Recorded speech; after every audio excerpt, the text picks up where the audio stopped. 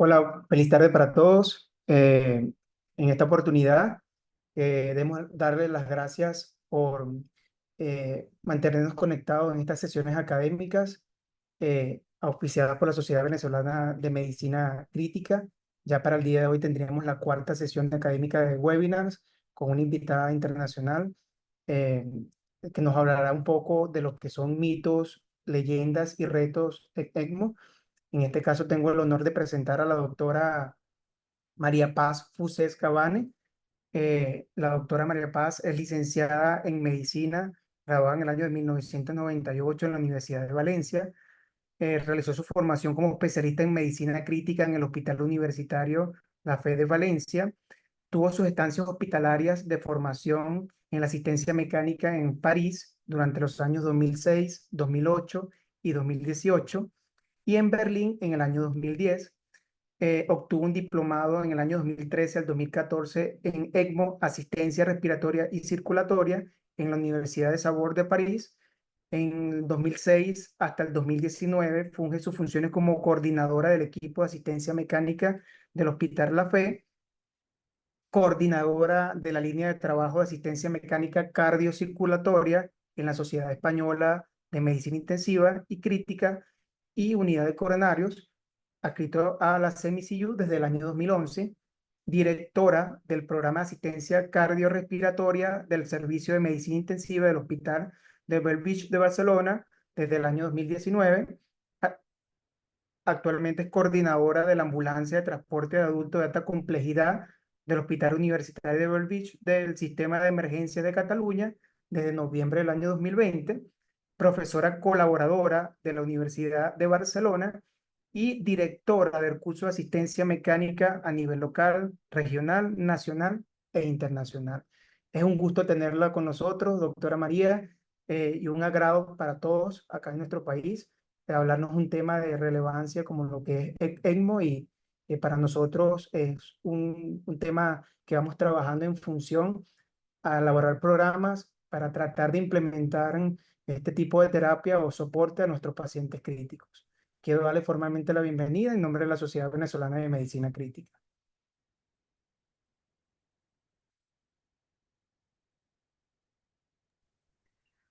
Hola, buenas tardes a ustedes, buenas noches para mí. Es un placer que me hayáis invitado y que pueda a daros unas pequeñas luces sobre lo que es la ECMO, que más que una terapia, como ya bien has dicho, es un soporte y nos permite a los intensivistas realizar muchas funciones y tratar de una forma más integral a nuestros pacientes. A ver si puedo, a ver ahora, compartir la pantalla, a ver si me deja. ¿Será porque no la veo?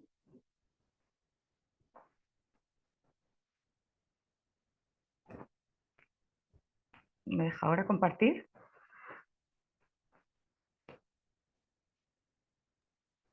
Sí, doctora, está proyectada la diapositiva. ¿Sí? Vale, pues espérate que yo no lo veo. Voy a ver si puedo.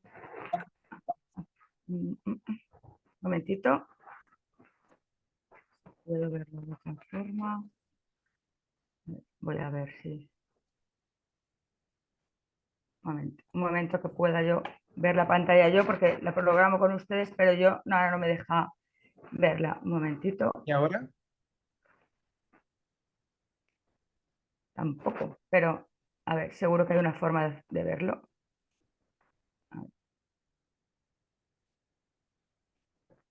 A ver si me deja.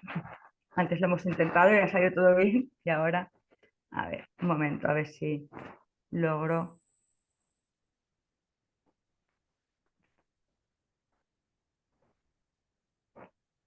No sé qué está pasando.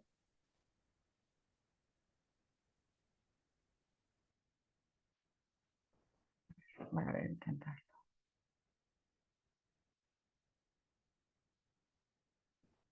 No puedo, no me deja.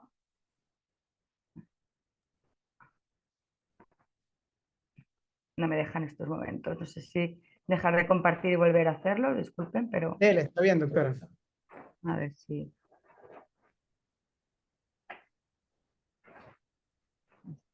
No.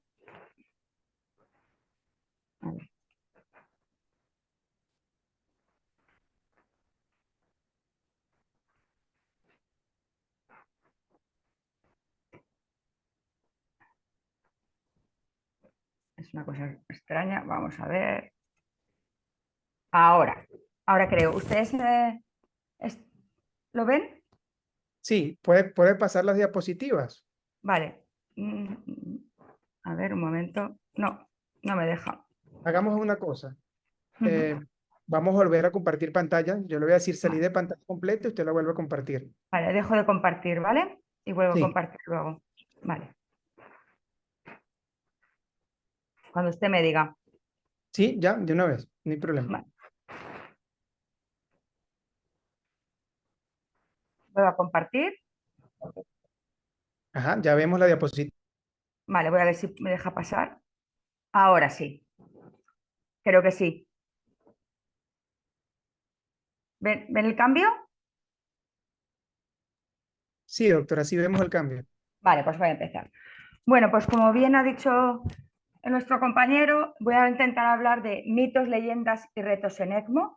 Es un mundo bastante complejo y no sé las nociones que ustedes tienen al respecto, pero voy a ser muy breve, muy clara con algunas cosas y cualquier cosa al final que quieran que les explique o que pueda ayudarles, estaré encantada de poderles solucionar.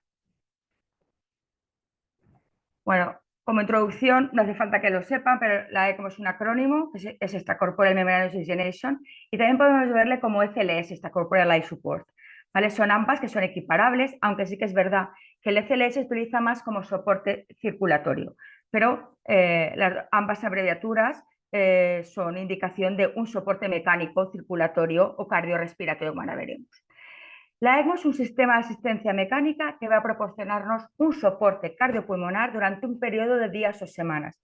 Y esto ya entra dentro de uno de los mitos que vamos a ir viendo, el tiempo corto. Se considera una de las asistencias de corta duración.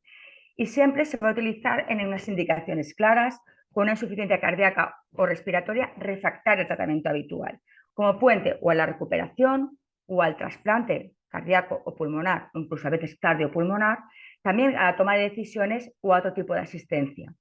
O sea, este soporte nos va a permitir ganar tiempo, no de considerarse como tal como una terapia, salvo en algunas circunstancias. Y lo que es más importante, y repetiré en muchas ocasiones, es que precisa un protocolo de actuación y de un equipo especializado. Así pues, tenemos dos tipos de ECMO principales. Cuando queremos dar una asistencia circulatoria, cardiorrespiratoria, el ECMO venoarterial, y cuando queremos dar una asistencia o un soporte respiratorio, el ECMO veno-vena. También es verdad que hay otros sistemas híbridos, como el veno-arteria-vena, que son sistemas más complejos, que necesitan mucha experiencia para poderlos aplicar y en circunstancias muy concretas. ¿Cuáles son las ventajas de utilización de la ECMO? Pues las ventajas es que la ECMO nos proporciona un soporte respiratorio que oxigena y elimina CO2. Hay otros sistemas de soporte mecánico respiratorio que solo van a eliminar el CO2, pero aquí también nos permite la oxigenación. Nos permite una canulación periférica, que es mucho menos agresiva de una canulación central, como otros tipos de asistencia circulatoria. Es bastante rápida su colocación y se puede hacer a pie de cama, no hace falta trasladar al paciente al quirófano. Cuando lo estamos dando en soporte circulatorio, va a proporcionarnos un soporte biventricular, por lo tanto es apto para pacientes con fallo derecho e izquierdo. Es un sistema fácil de transporte, por lo cual podemos trasladar pacientes con ECMO de un hospital a otro y, aunque parezca mentira, es un coste razonable comparándolo con otro tipo de asistencias de media y larga duración. ¿Cuáles son los problemas que tenemos, los inconvenientes? Pues que es un sistema invasivo, que no dejamos de poner una serie de cánulas en un paciente, que es una técnica compleja, ya no solo por la instauración, que puede ser muy fácil, y si todo eso hablamos con cirujanos cardíacos dirán que esto es lo más fácil del mundo, sino porque durante todo su tiempo necesita de muchas atenciones. Es muy importante que cuiden mucho a enfermería y que estén muy informadas, pues son las que más horas pasan con el paciente y es muy importante que ellas estén cómodas, trabajen bien y cuenten con nuestro apoyo. Es una técnica que necesita en muchísimas ocasiones, la mayoría, una anticoagulación con todos los riesgos que ello conlleva, múltiples complicaciones que hay que conocerlas todas, tanto mecánicas propias de la asistencia como del paciente relacionadas con la ECMO, como también de la propia enfermedad que el paciente pueda tener. Y esto lleva a tener una alta carga de trabajo, tanto, insisto, a nivel de enfermería, que es muy importante, como a nivel médico. Por lo tanto, se necesitan centros muy especializados con personal formal. Esta es la última report de la ELSO. La ELSO es el registro internacional más importante, en el que vemos que a lo largo de los años, sobre todo a partir del 2010, hay un incremento muy importante de centros que colocan ECMO. ¿Vale? Es verdad que después de la pandemia hay un pequeño descenso. Yo creo que estamos empezando a tener más sentido común y hacer centros más especializados. Espero que esto siga bajando al cabo de los años, aunque parezca mentira, que es importante tener pocos centros pero buenos. ¿Qué pasa? Que también nos proporciona eso, que en los reports que da respecto a los diferentes tipos de ECMO en diferentes tipos de paciente, nos proporcionan una supervivencia muy elevada en pacientes que no tendrían ninguna posibilidad. Una supervivencia global que estamos hablando de un 54%, que es más de la mitad de los pacientes que sin esta asistencia posiblemente no sobrevivirían, aunque todo es matizable. ¿Qué pasa? Esto conlleva que todo el mundo quiera tener ECMO en sus centros. Por lo tanto, si partimos ya de los primeros mitos y leyendas, es que la ECMO no nos va a proporcionar un mejor hospital, un mejor servicio de medicina intensiva, y no es un mundo de los dioses. O sea, no somos los salvadores del mundo. Tenemos que tratar bien al paciente, su patología, su etiología, sus complicaciones. Tampoco pasa a ser, como se está utilizando mucho, una maquinita más. Posiblemente le hemos perdido el miedo y el respeto, luego iremos viéndolo. Y necesitamos un equipo multidisciplinar, es indispensable. Aunque nos creamos muy buenos intensivistas con muy buena experiencia, no podemos ir solos. Y luego no hay que perder la perspectiva y que seamos conscientes que damos oportunidades a los pacientes. Proporcionamos tiempo a que los tratamientos hagan efecto o lleguen órganos, en el caso, como veremos, que sea para donación, ¿vale? Pero nunca debemos descuidar un tratamiento óptimo integral. ¿Y todos los hospitales tenemos que tener ECMO? Pues no, es un concepto ya de responsabilidad, que luego iremos viendo poquitas cosas con pinceladas que voy a ir dando. ¿Se ha simplificado el mundo de la ECMO? Pues por suerte sí. De cuando empecé a colocar ECMOs en el 2006 ha mejorado de forma muy, muy importante. Las consolas son más compactas, las bombas son más duraderas, pueden durar más de 15 días, incluso algunas han durado más de un mes. El purgado es mucho más sencillo. Los sistemas están recubiertos para minimizar trombosis con diferentes sustancias que permiten ser menos trombogénicos.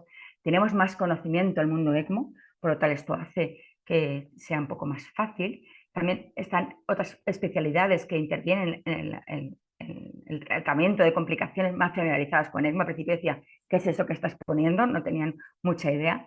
Y luego el personal, pues hay más conocimiento, hay más formación, está más cualificado y hay más experiencia. Pero por otra parte, esto es un mito, ¿vale? ¿Por qué? Porque los pacientes actualmente llegan graves, son pacientes graves por diferentes situaciones clínicas, siguen siendo graves, por lo tanto, no se ha simplificado. También nos llegan pacientes más mayores que llegan a tener una calidad de vida excelente hasta cierto momento. Operamos pacientes más mayores, sometemos a trasplantes en pacientes más mayores. Seguimos necesitando mucha monitorización. Necesitamos y precisamos continuamente realizar formación y luego ya hay mucho personal implicado, tanto para los cuidados diarios, ya vuelvo a insistir, enfermería, lo importante que es, con las diferentes especialidades, y luego para atender las complicaciones que tenemos que resolver. ¿Qué pasa? Que antes no nos atrevíamos a resolverlas y ahora sí. Por tanto, implicamos a mucho más especialistas.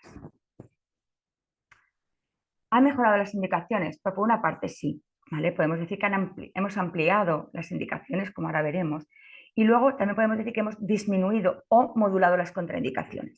Vamos a ir viendo un poquito de esto, que es lo más importante, y ver un poco cuándo está indicado en cada tipo de soporte de para el soporte cardíaco o respiratorio. Lo primero que hay que tener en cuenta es que la ECMO no es la primera medida, no es una técnica que utilicemos a la desesperada cuando el paciente está muriéndose. No es una técnica que pongamos cuando ya es fútil. Debe entrar dentro de nuestra estrategia terapéutica, que decidimos clasificar a los pacientes si son candidatos a ECMO cuando llegan con un distrés, cuando llegan con un shock cardiogénico, y establecer una estrategia terapéutica con una serie de pasos, escaleras. O sea, el ECMO es no digo el último, pero casi el último eslabón. Pero primero hemos de realizar bien otra serie de pasos previos terapéuticos realmente.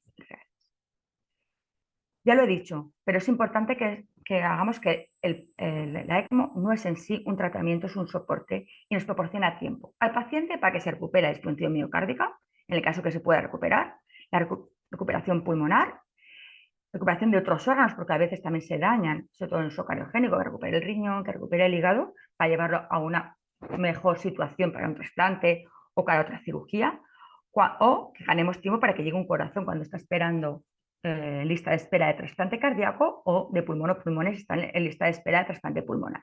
Y luego nos proporciona tiempo a nosotros.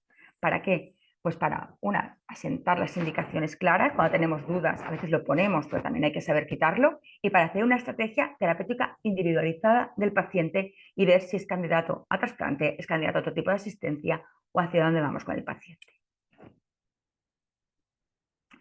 Para el ECMO venoarterial voy a pasar rápidamente, nombradas rápidas, las indicaciones Princeps. Infarto de miocardio que revascularizado mediante intervención coronario sigue en shock cardiogénico y no mejora para el tratamiento convencional. Los que están en espera de trasplante cardíaco, que sufren deterioro hemodinámico y no responden al tratamiento con drogas vasoactivas y con el que necesite. Miocarditis fulminante aguda, que van muy deprisa, un shock cardiogénico y que no responde a un tratamiento médico habitual. Insuficiencias cardíacas agudas o crónicas reagudizadas que no responden al tratamiento y sobre los que se plantea hacer algo, no son insuficiencias cardíacas terminales, son pacientes que están en espera de valoración de trasplante, en espera de una cirugía como un triple bypass o un recambio valvular, pacientes que se han intoxicado de forma aguda por cardiopresores, pacientes que están con una tormenta eléctrica y que no responden al tratamiento antiarrítmico o incluso a la ablación por radiofrecuencia. También se puede utilizar en ciertos procedimientos en paciente de alto riesgo, como puede ser esta ablación de arritmias cuando tiene una disfunción miocárdica asociada a la arritmia, o en casos de cateterismos de muy alto riesgo que precisen esto, aunque hay otros tipos de sistema de circulación también. En parada cardíaca, en casos muy seleccionados, aunque también es una técnica que se está utilizando mucho, y aquí sí que sería un poco como tratamiento inicial. En pacientes con TEPS, con tromboembolismos pulmonares de alto riesgo, en shock cardiogénico que no responden al tratamiento con fibrinolítico o a tropectomías mecánicas, y en pacientes que tengan una insuficiencia respiratoria grave y que hacen, en el contexto sobre todo de una infección, de un fallo uni o biventricular. Absoluta, las contraindicaciones son las que todos podemos imaginar: neoplasias terminales no controladas, enfermedades también terminales, un daño neurológico irreversible diagnosticado, una insuficiencia aórtica grave por el problema que podemos tener de aumentar la dilatación del ventrículo izquierdo, una disección de aorta no corregida. No quiere decir que después de una cirugía de disección de aorta el paciente salga con ECMO. Y luego ya son aquí unas contraindicaciones que se dice un poco que cuando el paciente está en fracaso multiorgánico establecido o cuando es un corazón totalmente no recuperable, con el que no se va a hacer nada respecto a él. Y la relativa está la edad, que siempre es que da la biológica o la real, porque aquí se está hablando cada vez más de la fragilidad del paciente más que de la edad. Y luego contraindicaciones absolutas para anticoagulación, parece que están sangrando, pues pasa a ser una relativa. Y la obesidad, que siempre ha sido una contraindicación para la dificultad de estos pacientes. Para ello también tenemos unos scores, como es el SAFE, que es de la ELSO, es el score que nos cataloga a los pacientes y nos lo va a clasificar según una serie de ítems, ¿vale? En que incluye la etiología, la edad, el peso, una situación hemodinámica y fracaso de otros órganos, en una serie de clases con un riesgo, un porcentaje de supervivencia. Por lo tanto, en la clase 3, 2, 1, indicado como siempre, y 4 y 5, se podríamos decir que está contraindicado cuando tiene menos de un 40% de supervivencia.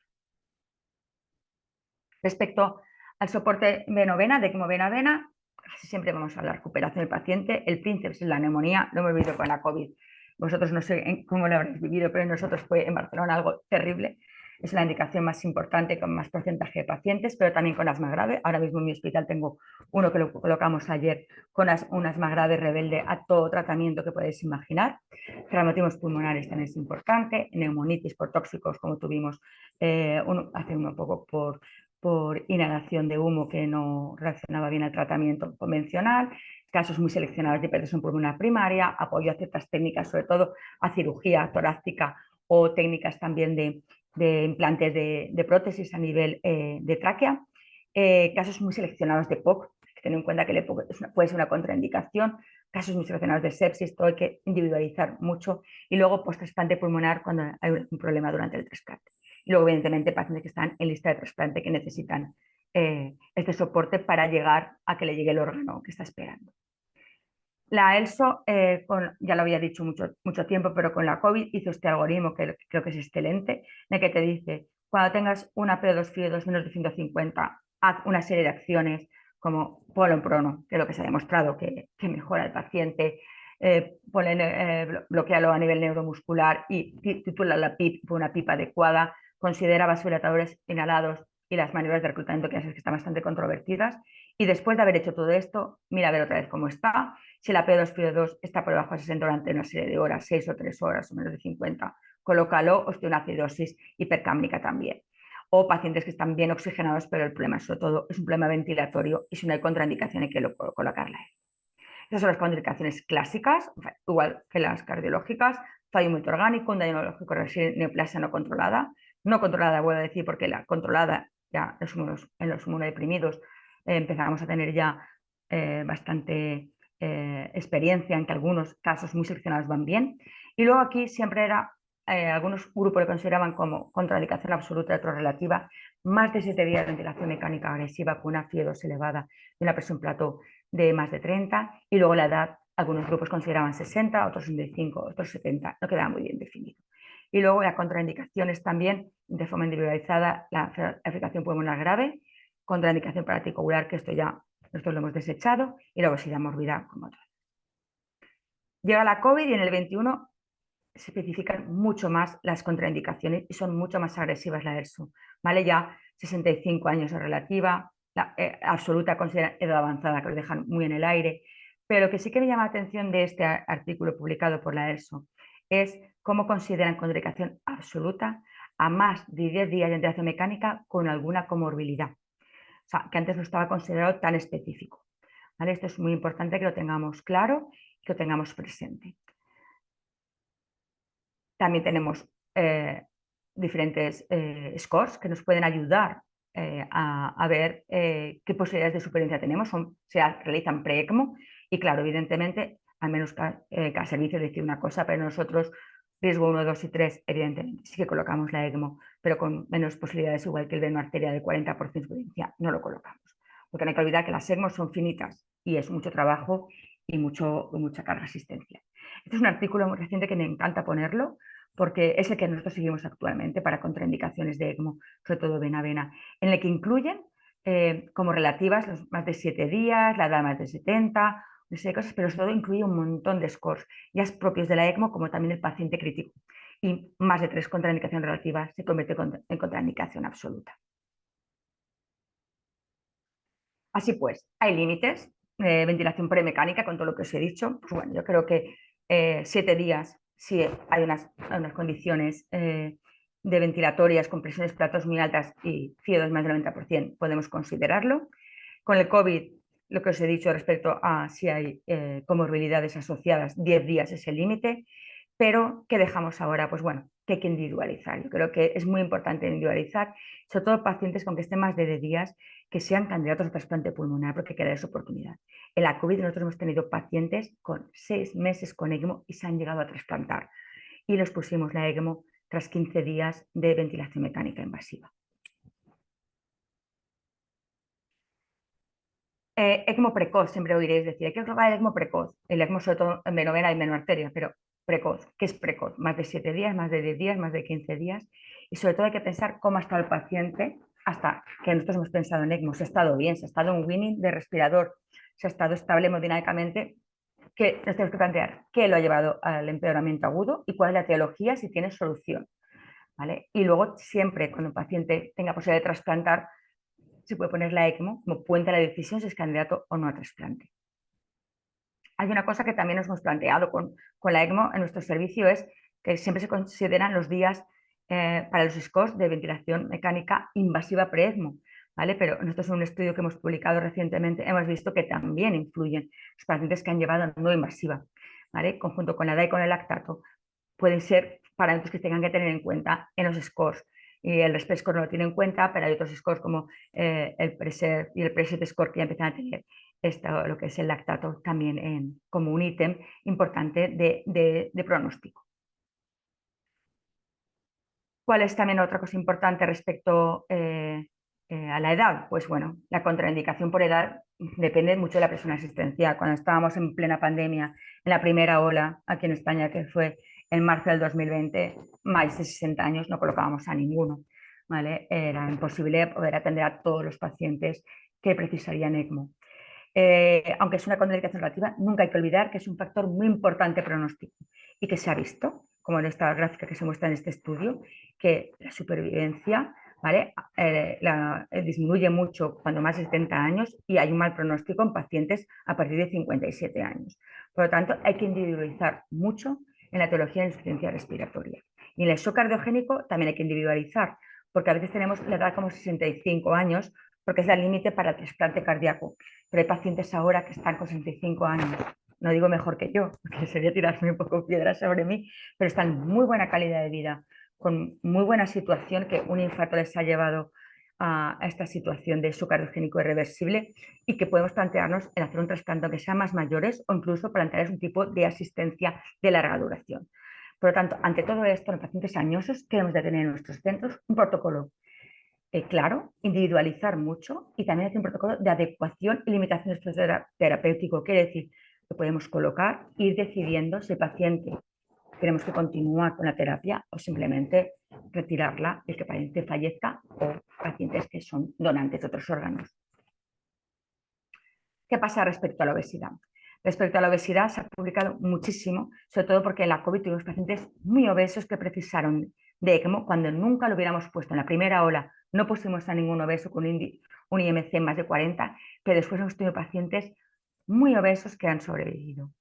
Por tanto, no es una contraindicación absoluta, aunque sí que hay que tener en cuenta que tienen mayor mortalidad según el grado de obesidad. Eso lo hemos estudiado en nuestro centro.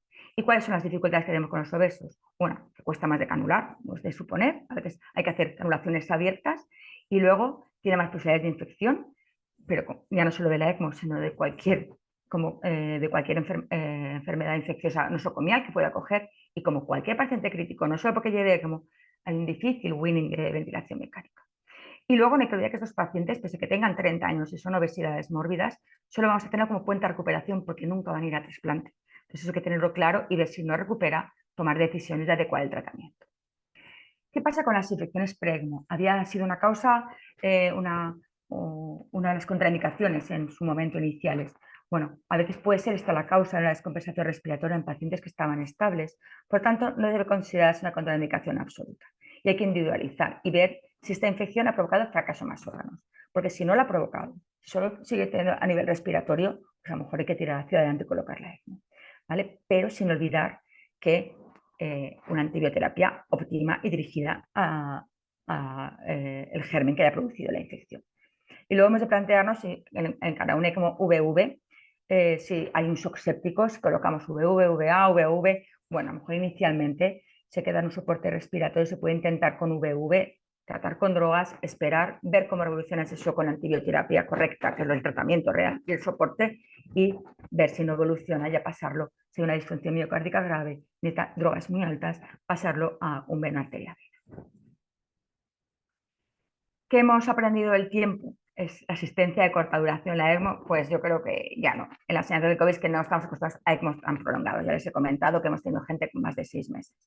Entonces, creo que debemos continuar con la ECMO, siempre que esté dando un buen soporte, si no hay fracaso, si solo hay fracaso de un órgano, ya sea del corazón o sea del pulmón. En el caso del veno arterial sí que es verdad que hay que individualizar si es candidato a trasplante o no, u otro tipo de asistencia, y hay que hacer el switch lo antes posible o ponerlo en lista de espera de trasplante si no hay ninguna contraindicación para ello. Y con respecto de optimizar para incluir en trasplante pulmonar hay que esperar y ganar tiempo. ¿Vale? Pero, ¿qué pasa? Cuanto más tiempo de días tengamos en soporte, eso va a llevar a más complicaciones, como cualquier paciente crítico que está más tiempo en UCI, eso también lleva más mortalidad. Lo más importante es que nuestros esfuerzos tienen que ir dirigidos a disminuir complicaciones, sobre todo las infecciones y hemorragias. Por tanto, ¿ha mejorado las indicaciones? Pues hay otra parte del mito que es que no. ¿Qué pasa? Que con los que tenemos ECMO, a veces es como lo tengo, lo ponemos. Pero ¿qué pasa? Que nadie nos hace una auditoría, al menos en España no se realiza, ¿vale? Y en Cataluña tampoco, de si lo hemos puesto bien, si hemos puesto indicado o simplemente también ha sido, como he dicho, que es una contraindicación, una técnica la desesperada. Tampoco tenemos estos scores de supervivencia actualizados, no los tenemos, ¿vale? En el SEM, en el REL, en el PES, en el PESER, en el SARS, en el Apache, hay que actualizarlos. Y luego están apareciendo en numerosos artículos numerosos otros factores pronósticos, pero necesitamos que se hagan estudios aleatorizados al respecto. Retos. Tenemos todos estos y muchos más. Voy a hablaros de algunos, pero creo que el mundo ECMO sigue siendo un reto. Sobre todo, ¿cómo vamos a disminuir las complicaciones hemorrágicas? Fármacos anticoagulantes.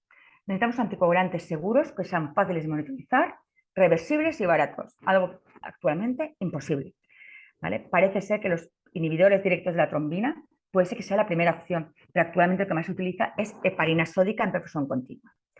La anticoagulación, la precisamos siempre, hemos aprendido que no en el vena-vena. Ya hay estudios, y os puedo decir por propia experiencia, que hacemos con bajas dosis de heparina y algunos sin heparina cuando ha habido fenómenos hemorrágicos. Los hemos dejado sin heparina todo el tiempo y no ha habido más fenómenos trombóticos, siempre con flujos elevados de bomba. Necesitamos controles, test de control de las hemorragias a pie de cama, tanto de hemólisis como los viscolácticos para poder un poco guiar como trombolastograma, ¿vale? Pero todavía faltan estudios que nos digan que estos test tienen una aplicabilidad real y no son simplemente experiencias de centros. Y luego también es otro reto, la anticoagulación post-ECMO. Cuando se quita una ECMO hay que anticoagular porque hay un riesgo de trombolismo pulmonar muy elevado. Hay que hacerlo siempre, no hay que hacerlo nunca. ¿Cuánto tiempo hay que anticoagular? ¿Cuántas pruebas de imagen que debemos hacer antes de que se vaya el paciente a su casa por el SUETEP? Cada centro hace un poco lo de su protocolo, pero no hay nada estandarizado. Respecto a las complicaciones infecciosas, ¿qué tenemos que mejorar? Que disminuye el biofilm. Es un sistema que se va pegando todos los bichos enormemente. ¿Vale? Por lo tanto, hemos de tener estos sistemas mejorados, habrá que mejorarlos. Y luego, cómo tratar los intercambiadores de calor, que aunque no contra todas las partes del sistema ECMO, es un reservorio maravilloso de gérmenes y que tampoco hay estandarizada una limpieza de una forma especial de estos reservorios. Antibióticos, un reto brutal. Seleccionar antibiótico adecuado, ya no solo para el germen que esté causando la infección, sino también que antibiótico se pega menos a las membranas y tiene una disponibilidad mayor. Y luego, importantísimo e imprescindible, es monitorizar los niveles de antibióticos y no todos tenemos la disponibilidad ni 24 horas al día ni todos los días de la semana. Y luego, el uso de cartuchos de absorción de citoquinas son válidos con la ECMO. Se han hecho muchas experiencias, los estudios reales no han salido beneficio a nivel de supervivencia. Se necesitan realmente conocer con estudios más serios, más aleatorizados, la implicación en la clínica real, que es todo que ha desconocido, aunque nos digan que baja el nivel de citoquinas, pero no se relaciona con mayor supervivencia. Y luego los scores que hemos comentado, tanto pre-ECMO como también durante la ECMO, porque si el paciente cómo va evolucionando a nivel de parámetros analíticos, ver un poco estos riesgos beneficios de marcadores también de pedir y para poder finalizar, adecuar ese tratamiento, retirar el soporte. El paciente puede fallecer o puede ser un paciente candidato a donación. También está planteando con el ECMO arterial la pulsatilidad. Si es bueno es que los ECMOs que puedan proporcionar pulsatilidad. Es verdad que eso nos va a proporcionar una mejora microcirculación. Parece ser que disminuye la inflamación y disminuye efectos secundarios de la ECMO de un flujo continuo en el veno arterial. Pero tenemos desconocimientos si son sistemas seguros. Ha habido estudios y empezó alguna marca comercial a realizarlo y se han parado. Ahora parece que vuelven a retomarlo porque son más seguros. La posibilidad de que sea constante o va alternando durante épocas, durante momentos del paciente y estamos estudios electrolizados y son sistemas que todavía son coste-beneficio cuestionables. Perdón.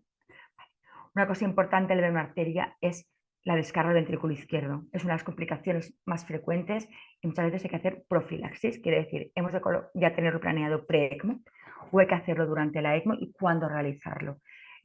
Cada vez salen más artículos sobre realizarlo de forma precoz. Muchas veces salen ya los pacientes con un ECMO y un balón, un ECMO y un impela y a veces hay que mirar hacer estudios realmente para ver el beneficio. Hay estudios en marcha que en un año podremos tener resultados al respecto y poder plantear bien esta profilaxis, si hay que hacerla o cuándo hay que hacerla o solo cuando aparezca la complicación.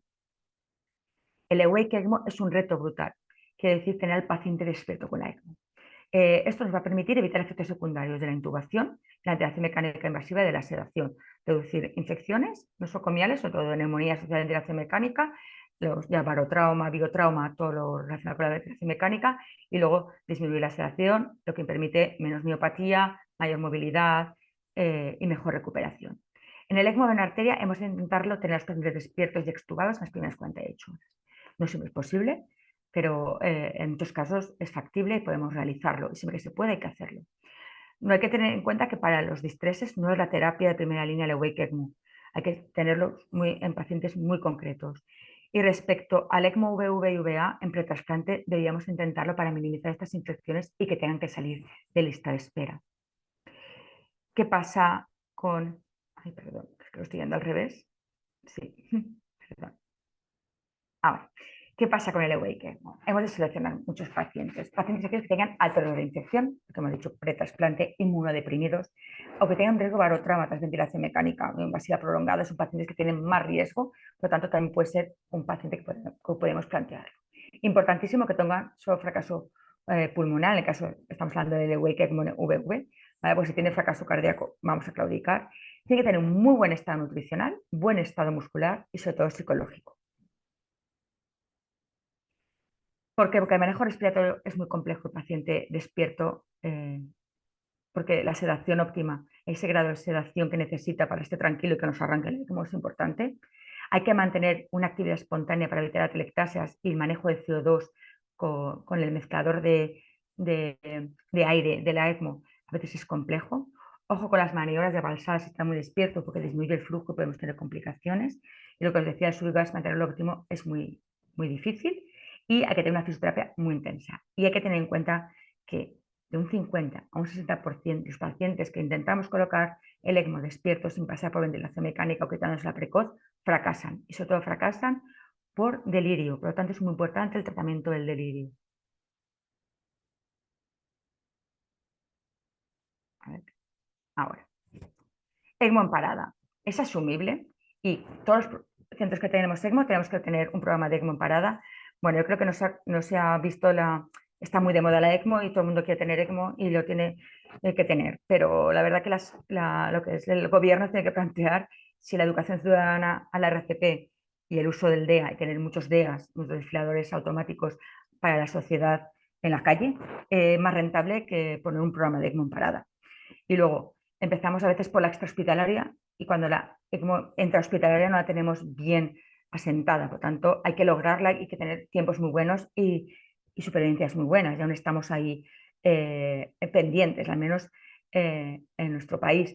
Y casos específicos de extrahospitalaria, pacientes que viven en un octavo piso, que hay que bajar en ascensor, que no se pueden bajar con mecanismos de asistencia como el Lucas de compresiones torácicas, pues va a ser una tontería o tenemos que esperar a bomberos, es una tontería que a estos pacientes pongamos una ECMO. Otra cosa es que nos traslademos al domicilio y coloquemos, pero esto también implica un alto coste de recursos a nivel también económico y está todo por ver y hay experiencias ya en París y en otros sitios que no se ha demostrado un aumento importante de supervivencia para mantener estos programas. ¿Cuántos centros hay que tener? ¿Vale? ¿Qué características? ¿Hemos de tener ECMO en transporte? Pues esto es un reto importantísimo. Hay que definir cuántos centros ECMO tiene que tener cada país, cuál debe ser la distribución de centros, si es por población, si es geográfica, si es política. Nosotros tenemos aquí mil problemas con las comunidades autónomas para poderlo realizar. Y luego también todos los centros que tienen ECMO tienen que tener ECMO móvil. Es una pregunta que os la intentaré contestar. Lo que sí que tengo que destacar es que para que toda la población que atendemos tenga igualdad de condiciones, es importante tener un programa de transporte. No hace falta tener ECMO, hay que saberlo trasladar. Primero, hay que saberlo tratar, a establecer esa estrategia terapéutica y trasladar cuando toca. ¿Vale? Trasladarlo sin ECMO o con ECMO, como luego veremos. ¿Y qué es lo que digo que necesitamos? Pues necesitamos ser responsables. Tengamos un centro con ECMO, sin ECMO, o necesitamos trasladarlo también un paciente porque necesita trasplante y nosotros no tenemos. Hemos de estar motivados porque esto a veces quema mucho y hace un burnout brutal porque es mucha atención, mucha dedicación y a veces poca recompensa. Hay que tener experiencia y experticia, que ahora os explicaré, organización y planificación, un apoyo institucional, ya sea a nivel local del centro o a nivel ya más alto, a nivel estatal, sentido común para ver qué pacientes son candidatos. No nos podemos dejar llevar por sentimientos, sino ser objetivos, indicaciones y contraindicaciones y voy a insistir en un trabajo en equipo fundamental. Importantísimo que pensemos en el paciente. Entra dentro de nuestra responsabilidad si queremos ser un ECMO Center. Nos tenemos que plantear qué opciones terapéuticas le puedo ofrecer en mi centro. ¿Tengo trasplante? Sí, puedo ser ECMO Center. ¿Tengo otro tipo de asistencia a medio largo plazo? Sí, puedo ser ECMO Center. ¿Vale? Pero si no tengo todo esto, me tengo que plantear qué puedo ofrecerle y qué opciones y qué servicios le puedo dar si tiene complicaciones. Por tanto, si me planteo si debo tener centro, nunca debo ir de tener una envidia, como el de al lado lo tiene, yo también lo quiero. Hemos siempre de pensar en el paciente y olvidarnos de estas envidias, de estas falsas como desagravios entre unos y otros. ¿Vale? Esto es muy importante. Y hay que tener experiencia en la técnica. Si queremos tener un ECMO Center y un ECMO de móvil, es importante no empezar a casa por el tejado. Tenemos que tener una N mínima, o sea, una experiencia antes de empezar con un ECMO móvil. ¿Por qué? Porque tenemos que saber solucionar complicaciones que pueden pasar en una ambulancia o en otro hospital que no tiene los medios que tenemos en el nuestro. Por tanto, importante la N. La N se ha fijado en más de 30 al año mínimo para poder ser un ECMO Center. Cada vez se está ampliando esto más. Hay que ir viéndolo, pero mínimo la ESO también dice a menos 6 al año, 12. El número está por definir todavía, pero hay que tener una experiencia, sobre todo, de cara a no perder esa práctica. ¿Qué hicimos en una sociedad española de intensivos? Pues creamos unas recomendaciones. En el 2018 se publicaron, que os les puedo facilitar si son de acceso libre también, si intereses en YouTube, y que necesitamos que tenga amplia experiencia en la técnica, en especialidades médico-quirúrgicas y de laboratorio, porque hay que encontrar un montón de complicaciones que no he entrado en todas las que pueden pasar. La experticia. La experticia es una palabra que suena muy rara, pero que si la buscan en el diccionario quiere decir que tenemos que unir conocimiento, experiencia y habilidad. ¿En qué? En el tratamiento del shock cardiogénico de distrés para ser un ECMO-Center y para ser un centro transportador de pacientes, pues tener una serie de competencias. Manejar bien el diagnóstico de estas patologías, un manejo de la disfunción orgánica, que no todo especialista puede montarse una ambulancia, tratamiento farmacológico de experiencia con drogas, sedación y otra serie de cosas, experiencia y competencia en la asistencia mecánico-cardiorrespiratoria y en transporte hospitalario, porque no es lo mismo estar quietecitos que estar en un helicóptero, estar en un avión o estar en una ambulancia. Por tanto, centro ECMO. No es chocolate para todos, como se dice aquí en España. Hay que seleccionar muy bien los centros y qué personal cualificado puede estar en estos equipos. Hay que tener claro entre los hospitales el flujo de pacientes establecidos. Este paciente, si va para trasplante, tiene que ir a este centro, si va para asistencia a la regulación al otro. Y los centros pequeños son igual de importantes porque tienen que tratar muy bien y mantenerlo hasta que o se vaya a colocar allí la ECMO y se traslade o se traslade inicialmente de forma precoz. Por lo tanto, cada vez que tengamos en un hospital pequeño un candidato a ECMO, hay que comunicarlo a nuestro centro de referencia. Si tengo este paciente candidato, vamos a establecer la estrategia terapéutica. Si en 12 horas, 6 horas, le hago esto, le hago lo otro, le hago balance hídrico negativo, le subo la PIP, le hago no sé qué, no evoluciona, ¿cómo lo trasladamos? Venís, vamos, lo comentamos, qué pedos tiene, qué fiedos tiene, que comentar a los pacientes. Y el planificar el traslado. En Benavena es un traslado casi en todos los casos planificable. El traslado de un ECMO Benavena a las 3 de la mañana solo permito en caso de neumotórax que no se resuelvan o politraumas. En los demás todo se debe hacer de forma por la mañana y con tranquilidad. El equipo móvil también hay que tener claro quién va de nuestros servicios de medicina intensiva. Si hay guardia, cómo nos lo pagan, cómo lo hacemos y si nosotros tenemos que ir a mitad mañana, quién ve a nuestros pacientes. O sea, tanto tiene que formar parte de nuestra cartera de servicios y nuestros jefes o jefas tienen que tener esto contemplado como una asistencia más.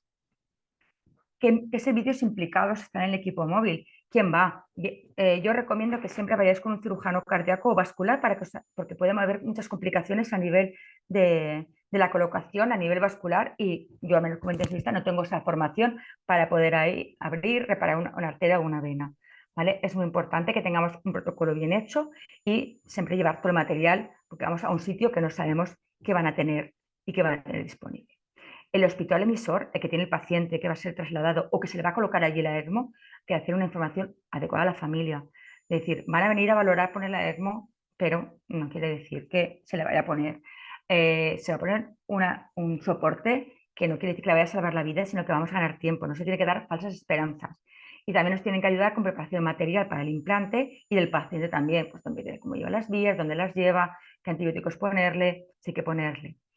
que es el sistema médico de transporte, es quien va a trasladarlo, ¿vale? Tienes un equipo de transporte especializado en paciente crítico y tenéis muy claro las funciones de cada miembro, desde el técnico, que es el conductor, que es un técnico especialista en emergencias, enfermería, que nosotros utilizamos la de críticos, y el médico intensivista, que ahora hacemos estos traslados como luego os contaré, una ambulancia de alta complejidad. Y hay que preparar todo el material y transporte, material y todo lo necesario de medicación, por si acaso allí no hubiera. Y hay que velar por la seguridad del transporte, que eso es muy importante. Y cómo trasladamos. Hay que llegar al sitio lo más rápido posible. A veces hay que ir en helicóptero o se puede ir por ambulancia. Y luego hay que volver con el paciente, que está puesta la ECMO, con el paciente, también de la forma más segura para el mismo, según la distancia, según las condiciones meteorológicas que elegir el medio de transporte. Y luego todo el resto del equipo que no está directamente con el paciente puede volver con una ambulancia normal, con todo el material que ha sobrado. Digo, porque todo esto hay que tenerlo bien protocolizado.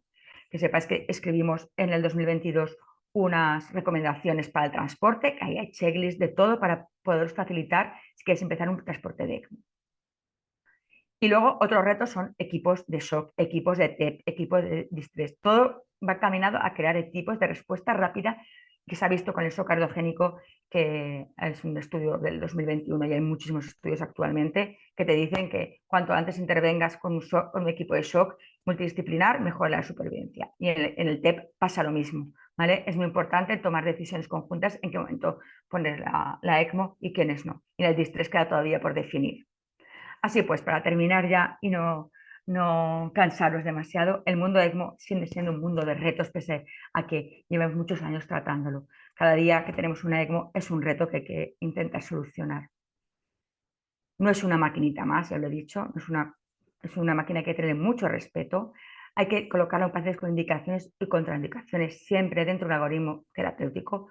Son pacientes muy complejos y de mucha carga asistencial para enfermería que no la tenemos que olvidar nunca, ¿vale? Y hay que tener también mucha relación con otras especialidades ante aparición de complicaciones o ante hacia la prevención de ellas o hacia la recepción de pruebas complementarias que pueden ir desde radiología intervencionista, pruebas de coagulación muy específicas, endoscopias cuando hay sangrados digestivos, fibroncoscopias cuando hay sangrados pulmonares. Es un paciente que necesita mucha atención. Hay que pensar de ECMO precoz, pero siempre hay que optimizar antes y hay que detectar los pacientes, los que digo, ECMOables, ¿vale? ECMOable es un término que me inventé yo y es decir, a los que están en nuestro servicio como están en otro territorio. Cuando está en otro territorio, en otro hospital, contacto precoz para trazar la estrategia conjuntamente. Y valorar si el paciente se puede trasladar sin ECMO, porque posiblemente podemos optimizarlo con otros medios en nuestro centro. Incluso hemos llegado a evitar pacientes trasladados, candidatos que no hemos llegado a colocar ECMO, o cuando la situación es muy inestable en otro centro, vamos allí, lo colocamos, pero lo trasladamos al centro referente de ECMO por el tratamiento global y sobre todo, vuelvo a insistir, por enfermería. Así pues, es imprescindible la formación de todo el personal. Hasta voy a hacer un curso para las auxiliares de enfermería y los celadores la semana que viene. Hay que tener un protocolo de actuación para la prevención de cualquier tipo de complicación, un trabajo en equipo multidisciplinar, súper importante. Por lo tanto, esto también es un poco resumen, tenemos que estar motivados, pero siendo responsables, sabiendo que hay que tener una experiencia y un sentido común para no aplicar a todo tipo de pacientes y saber parar. Es muy valiente es más fácil ponerlo que decidir la retirada de una ECMO.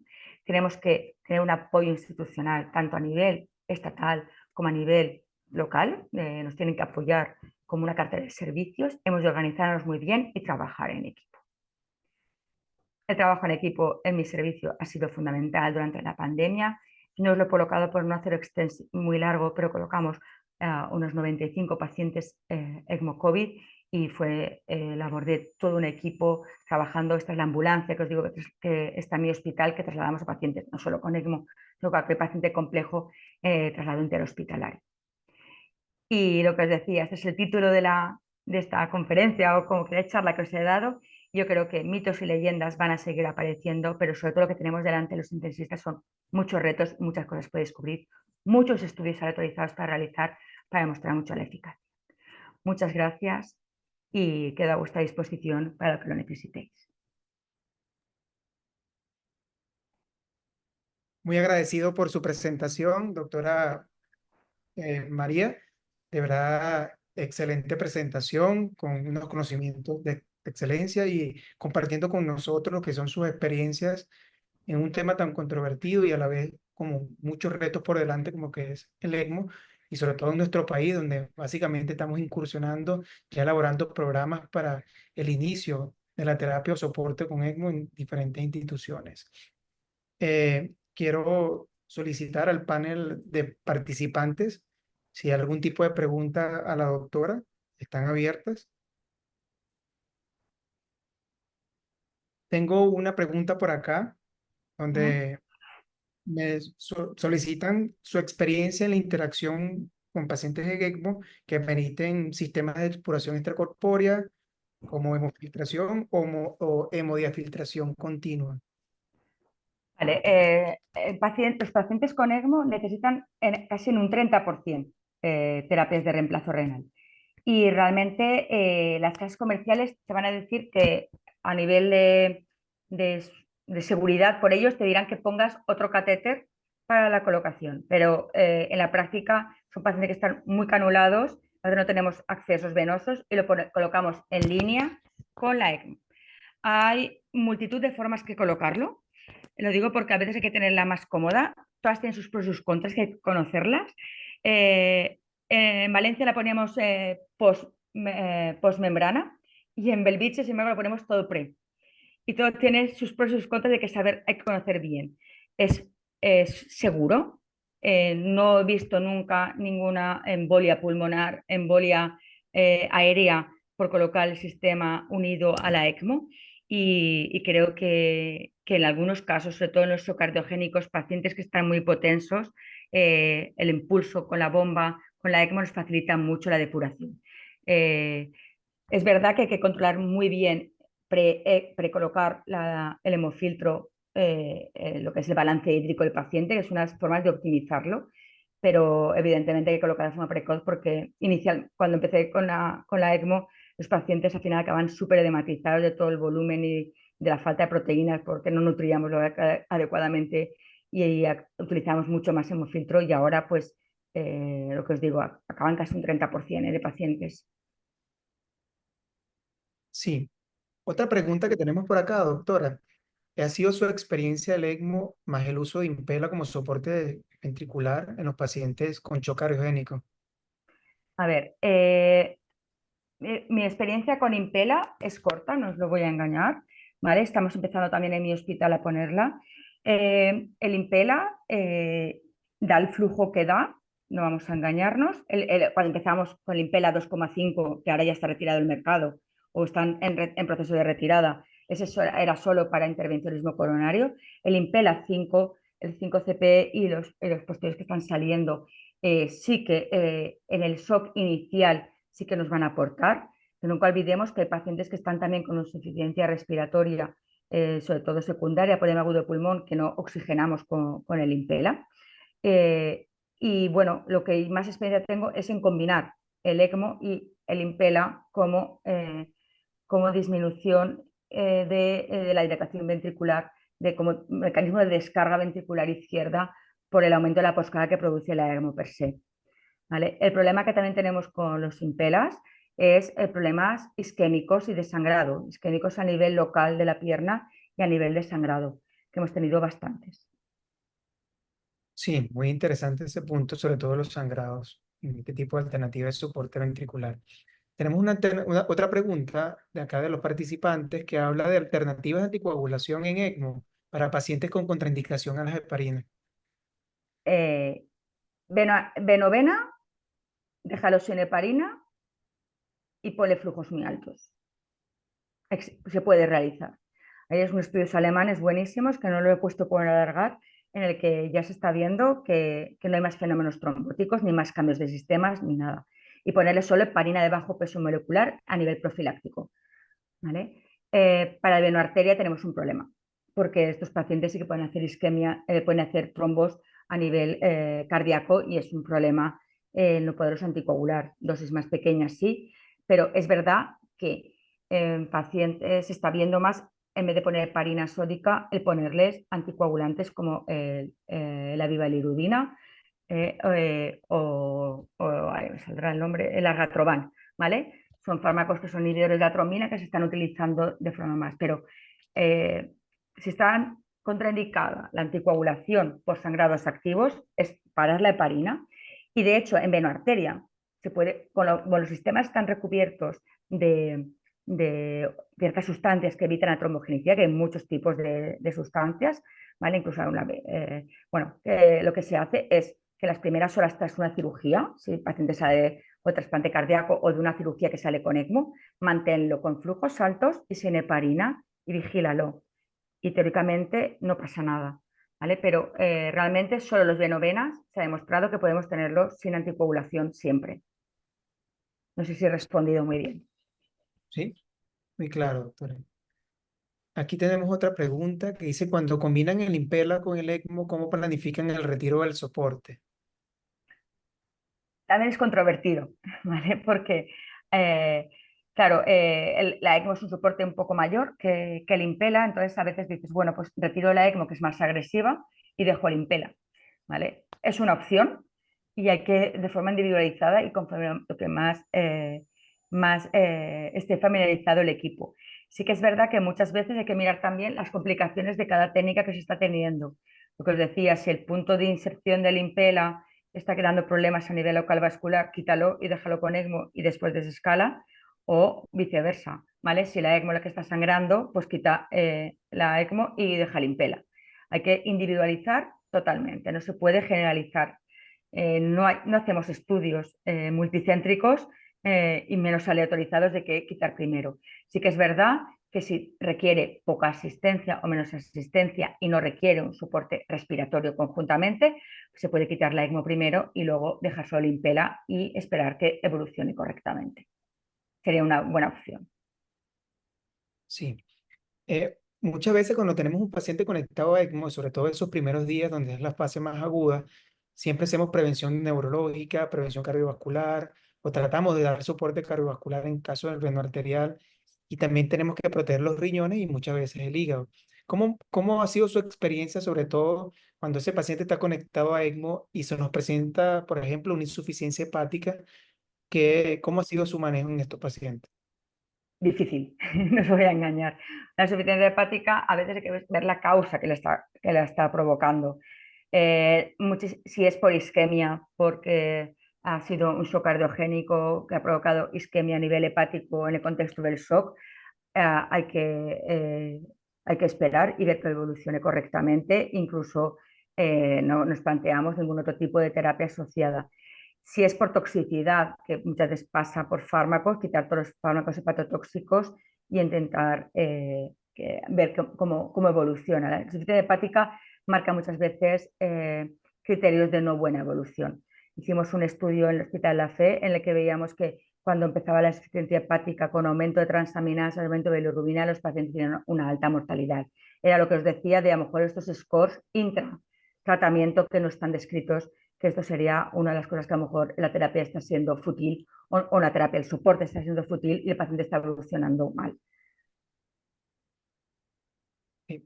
Tenemos también por acá una pregunta y a la vez una felicitación por su excelente presentación, donde nos preguntan qué antibióticos usan de manera profiláctica, o mejor, que se utilizan antibióticos profilácticos durante todo el soporte o solo por 48 horas.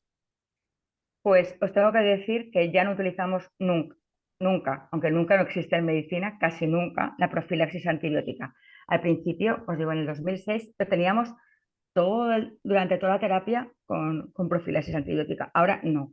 Solo los vamos a utilizar cuando se te da la asepsia durante la colocación porque ha sido una emergencia, cuando utilicemos, porque no haya más accesos, alguna vía que está canulada para poderlo canular, sobre todo cuando es por yugular, que necesitamos poner la yugular, la misma que ha llevado el catéter venoso central, si utilizamos para ir rápidos, o cuando es muy prolongado la colocación por complicaciones que ocurran intracanulación.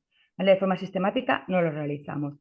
A nivel de cirugía cardíaca, hacemos como una profilaxis normal de cirugía cardíaca de máximo 48 horas, ¿vale? Cuando es postcirugía cardíaca. y post-trasplante hacemos como, tratamos no por el ECMO, sino por el trasplante, ¿vale? Por la patología. Y en Benovena solo en estas circunstancias. No lo hacemos de forma sistemática. Sí, muchas veces nos hacemos la pregunta de cuál sería el mejor acceso para la canulación. De hecho, hay una pregunta que dice que cuál estrategia de canulación para el soporte venovenoso utilizan y si usan cánulas Crexen o Proc Duo, sí, su experiencia. Vale, vamos a ver. Dependerá de las cánulas Crescent y Protect Duo. Se está refiriendo a las que son de doble luz, porque bueno, también ahí está la Avalon, ¿vale? De doble luz. A ver, las de doble luz hay que restringirlas para ciertos pacientes. Cuando se necesita mucho soporte respiratorio, es mejor hacer doble canulación, no tener una cánula única. Nosotros lo que hacemos generalmente es el inicio con doble canulación, ¿vale? Salvo que no tengamos accesos. Sobre todo, la canulación de una única cánula va muy bien en pacientes pediátricos, pero no sé si ustedes también manejan pediatría, o lo que digo, pacientes que tengan muy malos accesos venosos. Necesitas mucho soporte respiratorio, doble cánula. Necesitas menos soporte, una cánula de doble luz. Doble luz a veces también lo utilizamos para esos pacientes que están con acidosis por carbón, acidosis respiratoria por mala ventilación y que necesitan un poquito de oxigenación. O sea, necesitan más lavar carbónico, pero también necesitan ese toque de oxigenación que otros sistemas no nos lo pueden dar. Entonces colocamos una de doble luz.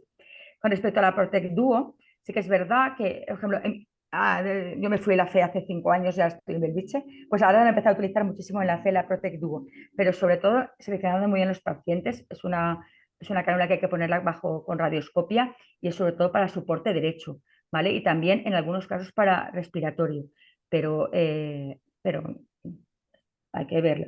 Y las Crescent, el problema que tienen las Crescent es que son muy grandes. No sé lo que les llegará allí a ustedes, pero nosotros nos llegan eh, calibres muy elevados, de más de 24 o 26 French. Y a veces estos pacientes que necesitamos menos French porque no tienen tampoco tanta vena como para colocarle por yugular las Crescent. Entonces, las Avalon nos proporcionan mucho, además, también para pediatría, nos proporcionan mucha más diversidad y poder seleccionar mejor al paciente. ¿Y qué hacemos otra cosa? Es cuando estamos en winning de ECMO, pero necesitamos, los tenemos despiertos, los tenemos pretrasplante pulmonar, los tenemos ya para, pero necesitan todavía ECMO, es imposible quitarlo, le ponemos una cánula de doble luz para hacerles caminar, hacemos hacer una fisioterapia muy intensa para poderlos llevar en mejores condiciones, ya sea un trasplante o a que mejoren ese poquito que les queda de fuerza muscular a veces para poderlos destetar del todo. Sí, otra de las cosas que muchas veces nos es cuesta arriba es estos pacientes que están ya con estancias prolongadas en UCI y sobre todo cuando están conectados a un sistema ECMO. ¿Cómo ha sido el manejo de ustedes, sobre todo en el Winning, en estos pacientes cuando presentan la debilidad adquirida en UCI, que muchas veces es un problema para todos, ¿no? A ver, nosotros lo que es verdad que tampoco lo he puesto, pero tenemos el equipo de fisioterapia es fundamental en cualquier, en el equipo de la ECMO. Nosotros tenemos fisioterapia por la mañana y por la tarde a los pacientes.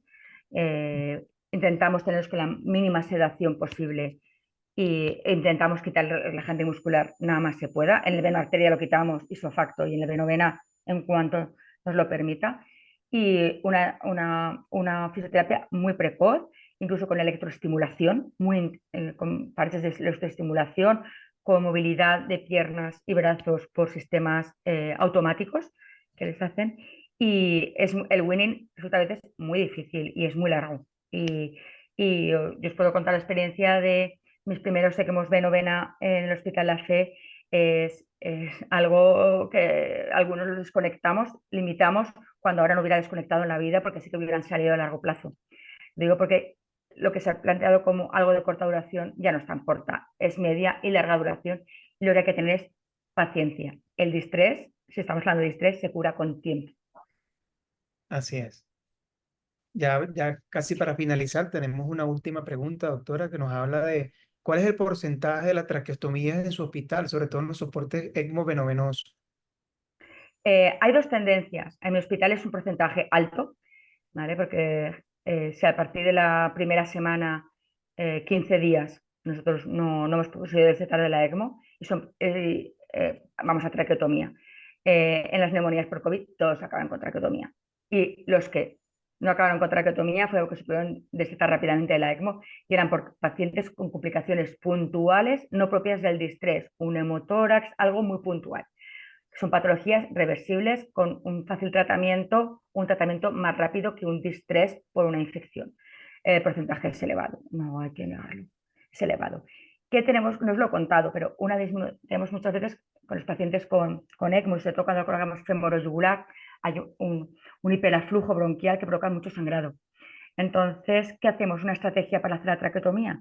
Cuando necesitamos todavía mucho flujo, lo que hacemos es que cambiamos la configuración y en vez de tener la fémora yugular, un día antes o 2 días antes de la traqueotomía, la pasamos a fémoro femoral.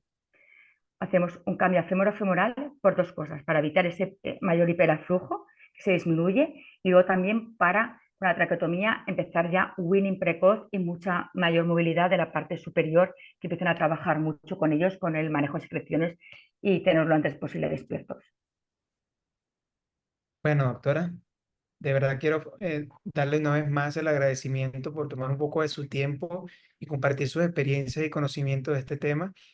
Desde acá, desde la Sociedad Venezolana de Medicina Crítica y desde acá de Venezuela, con los intensivistas, estamos muy agradecidos por su presentación y su dedicación. Y bueno, darle también la invitación y que estaremos siempre a la orden para poder trabajar en conjunto de ser necesario y seguir compartiendo este tipo de experiencias. Quiero darle también las gracias a todos los participantes por sus preguntas, por su tiempo y por formar parte de esta interacción que tuvimos en un tema tan importante como que es ECMO y sobre todo en nuestro país. Estamos incursionando ya en los inicios para hacer en algún momento realidad esta implementación de soporte en nuestras instituciones. Gracias, doctora, y de verdad que tengo una feliz noche. Allá en España deben ser como las 10. Gracias. Muchas gracias y estoy abierta. Pueden pasarle usted mi mail a todo el mundo porque creo que no hay persona que no lo tenga. Cualquier duda, cualquier cosa que les pueda ayudar. Sé lo difícil que es empezar un programa de ECMO. Yo no tuve ayuda en su momento en España, empezamos en la fe y no había nadie y creo que podéis contar conmigo. Tengo casi el móvil abierto 24 horas, aunque también desconecto, pero que tenéis mi email también para que podáis, cualquier duda, cosa que os pueda ayudar, estoy abierta, que somos compañeros y lo que necesitéis, aquí estoy. Sí, sobre todo gracias por ese apoyo en esta fase inicial que nos han sido de gran ayuda, así como nos hemos tenido apoyo de diferentes centros internacionales, como por ejemplo en Estados Unidos con el doctor Cudemo, nos ha apoyado muchísimo. Bueno, que tengan feliz noche, doctora, y muy Muchas agradecido con gracias. Buenas hasta noches. luego Hasta luego. y feliz tarde para los participantes.